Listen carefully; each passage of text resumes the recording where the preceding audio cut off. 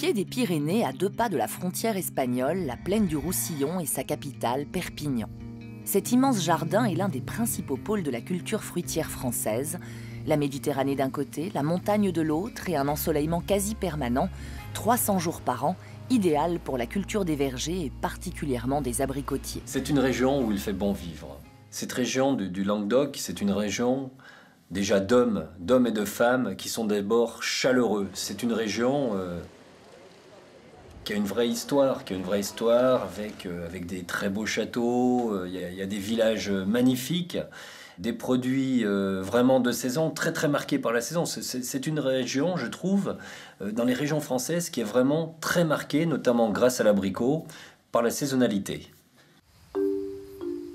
Au pied du pic du Canigou, appelé ici la montagne sacrée du Roussillon, Laurent Estève, arboriculteur de père en fils, produit des abricots sur 15 hectares, dont un tiers en culture biologique.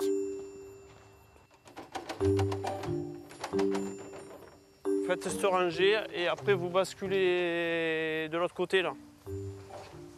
Nicole, mets-toi là. Chaque année, au début de l'été, Laurent orchestre la cueillette des abricots. Aidé de ses cueilleurs les plus expérimentés, il va récolter un fruit parvenu à maturité. C'est le secret d'un goût et d'une qualité irréprochables. Bon, là on est sur la variété Royal Roussillon, c'est la variété typique du département. C'est ce qu'on appelle les types rouge du Roussillon. Donc c'est une variété qu'on produit uniquement que dans le Roussillon, dans les Pyrénées-Orientales. Quand on parle d'abricots, on pense à des variétés comme le rouge du Roussillon, c'est des variétés typiques anciennes. Pour ça, c'est une amélioration.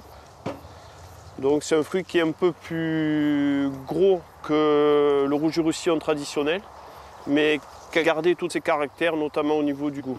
Et on les reconnaît notamment avec cet aspect pigmenté du rouge du Roussillon. Donc ça, c'est de l'abricot, vraiment de l'abricot pur et dur, exactement. Cet abricot du Roussillon, je l'adore parce qu'il a une vraie personnalité, qu'il est sucré, qu'il n'y a pour moi pas d'acidité, qu'il est très rond. C'est un petit peu, je ferai le comparatif à un bon melon bien mûr. On est dans le sucre, on est dans le jus, on est dans la générosité. Il va exploser en bouche quand on va le goûter. Il a des parfums incroyables. Il n'y a que lui, dans ses variétés d'abricots, qui a cette pigmentation de peau. Cette pigmentation de la peau, d'abord c'est la marque, l'origine, mais due en partie à la différence de température entre le jour et la nuit, entre ce climat, ce sol. Il ne faut pas oublier aussi que c'est une région qui est très ventée et que cette production de l'abricot, qui est une production minime par rapport aux abricots qu'on peut consommer en France, est très très saisonnière. Et on s'aperçoit bien, en regardant le travail du paysan, de cet agriculteur, qu'il faut être là au bon moment. Une journée trop tôt, une journée trop tard, ça y est. C'est un produit vivant, l'abricot. Vivant, je dirais sensible. Sensible au climat, donc il faut vraiment être très très attentionné.